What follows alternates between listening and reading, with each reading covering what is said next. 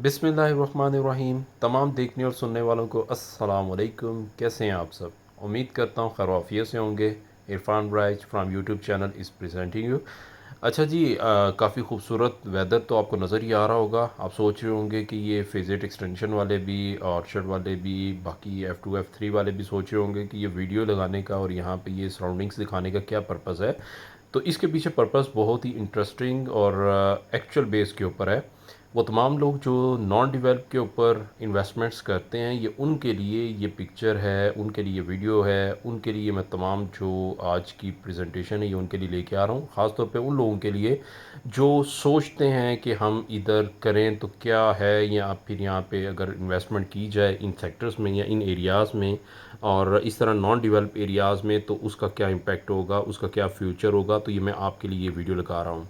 Video की तरफ आगे चलने से पहले जिन व्यूवर्स ने अभी तक हमारा चैनल लाइक और सब्सक्राइब नहीं किया, ज़रूर करें ताकि नेक्स्ट बेस्ट अपॉर्चुनिटी और नेक्स्ट बेस्ट ऑप्शंस आपकी जो सराउंडिंग की या आपके जो रीजन की है, ख़ासतौर पर रावलपिंडी इस्लामाबाद के हवाले से आपके साथ अप टू डेट इंफॉर्मेशंस जो है वो शेयर की जा सकें।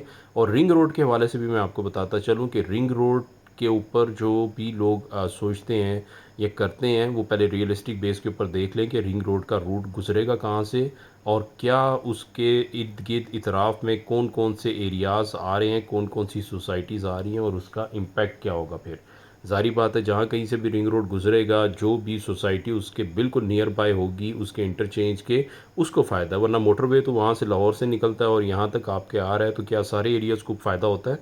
ये अब आप ख़ुद अपने आप से क्वेश्चन करें और उसका आंसर तलाश करें। क्योंकि हमेशा जो भी आपका मेन रोड होता है, ख़ासतौर पे इस तरह के जो मोटरवेज़ हो गए जिसमें इंटरचेंज की बेस पे आपकी एंट्रेंस होती है, वहाँ पे हमेशा जो इम्पैक्ट आता है या जो पॉजिटिविटी आती है वो उस सोसाइटी की आती है जो उसके बिल्कुल नियर बाय के ऊपर होती है, और वो ही हमेशा एडवांटेज लेती है। अब फेज़ 8 वाले, फेज़ 8 एक्सटेंशन वाले ख़ास तौर पे ये सोच लें कि उनके नियर बाय जो इंटरचेंज है वो क्या बैरियर के पास अभी तक रूट में मौजूद है या नहीं है। तो वो ख़ुद उनको जो आंसर है वो आपका मिल जाएगा, और उस बेस के ऊपर आप सोचें कि आपने अगर इन्वेस्टमेंट करनी है तो वहाँ पे करनी चाहिए या नहीं करनी चाहिए। अच्छा, अब मैं आपको वीडियो की तरफ लेके चलता हूँ कि वीडियो का जो मेन पर्पज़ है वो क्या है।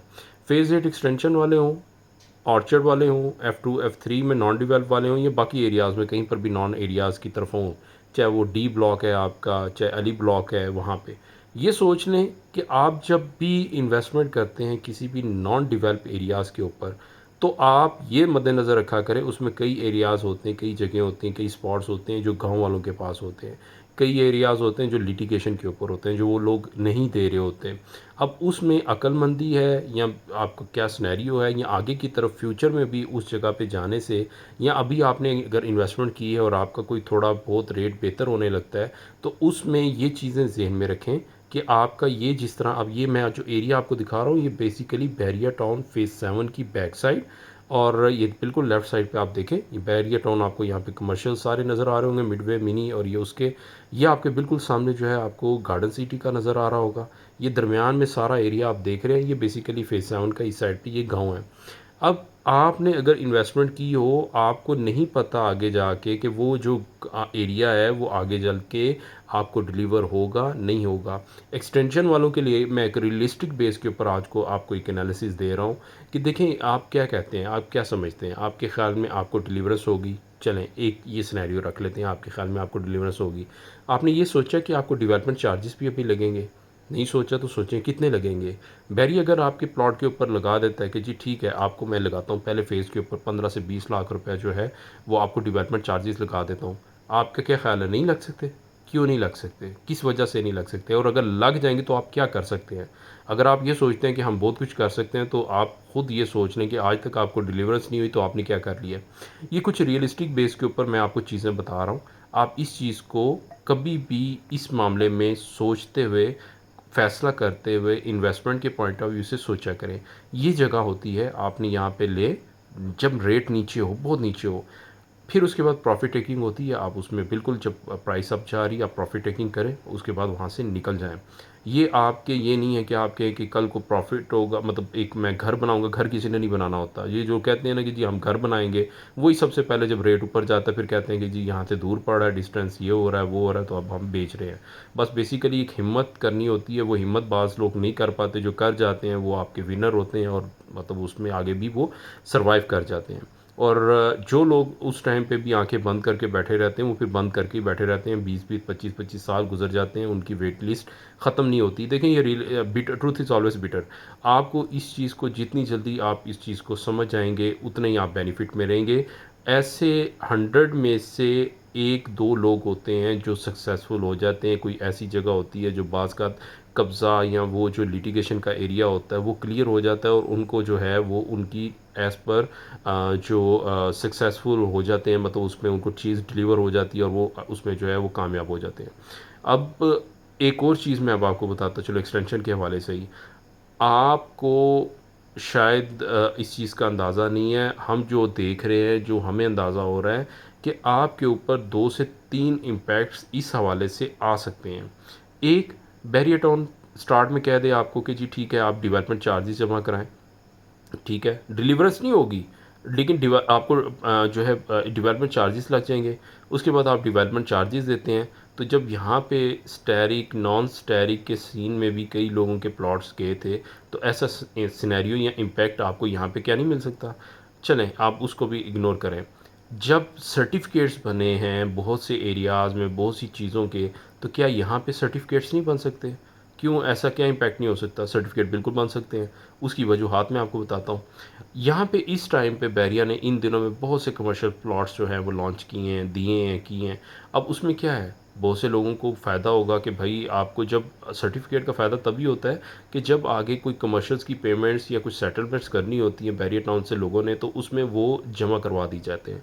एग्जांपल बता रहा हूँ, एक सर्टिफिकेट है उसकी कीमत है आपकी 20 लाख रुपए।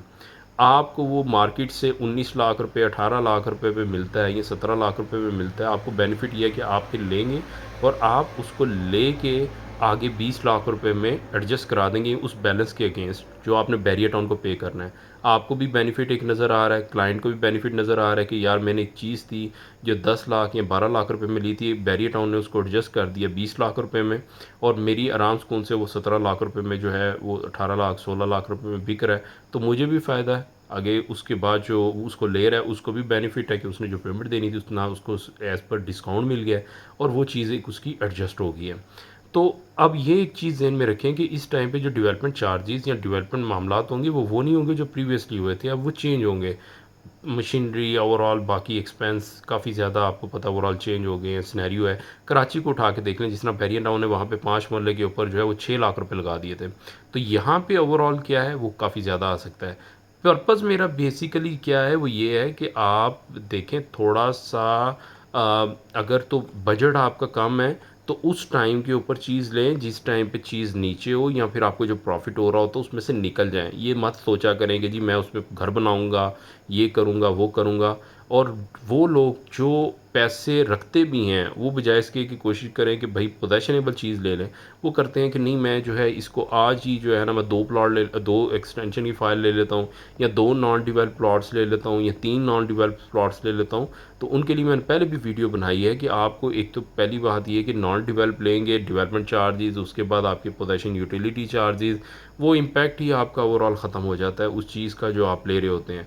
फिर इतना वेट, इतना रिस्क, इतना फैक्टर, मतलब इतने अब देखें जब उस टाइम पे कम प्राइसेस का चेंज था, जिस तरह फेज़ेड एक्सटेंशन है, आप उस टाइम पे जब ले रहे थे, कर रहे थे 2000 में 12-13 की बात कर रहा हूँ, तो उस टाइम के ऊपर आपको वहाँ पे एम ब्लॉक में मिल जाता था, के ब्लॉक, एल ब्लॉक का भी 10 मरला की फाइल मिल जाती है और एक्सटेंशन की भी ऑलमोस्ट 2-3 लाख रुपए के डिफरेंस से आपको मिल जाती थी। यही इतना डिफरेंस था। लेकिन जितना जितना वेट करते गए वो रेट का गैप बहुत ज़्यादा बढ़ता गया, वो करोड़ प्लस में चला गया, वो आज भी इस तरीके से सिनेरियो पे अटका हुआ है।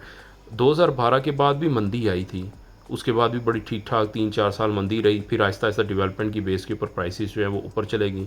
इसी तरीके से अब भी हुई। तो ये हर 7-8 साल बाद इस्लामाबाद में एक तेज़ी आती है, उसके बाद ओवरऑल जो है वो नेगेटिव इम्पैक्ट आता है। ये ओवरऑल मार्केट का ही हिस्सा है। आपकी करेक्शन आती है और वो as part of market necessary होती है और ज़रूरत होती है। ये चीज़ें मैं आपसे इसलिए बार-बार देखें मैं बहुत आपको क्लियरली बहुत ज़्यादा समझाने की कोशिश करता हूँ ताकि लोग बच जाएँ, पैसा बहुत मुश्किल से कमाया जाता है, इजीली नहीं कमाया जाता। आप हमारे भाई हैं, आपसे हमें एक अफिलिएशन है, इसलिए मैं आपको साथ ये चीज़ें रख रहा हूँ। तो अपनी जो सोच है वो रियलिस्टिक रखें और हमेशा डिसीजन लेते हुए ये चीज़ें ज़हन में रखें, तो इंशाल्लाह आपको कामयाबी मिलेगी और 100% आपको कामयाबी मिलेगी। दुआ में याद रखिए, अपना फ़ीडबैक ज़रूर दीजिएगा व्हाट्सएप नंबर पे। नेक्स्ट वीडियो तक के लिए अल्लाह हाफ़िज़।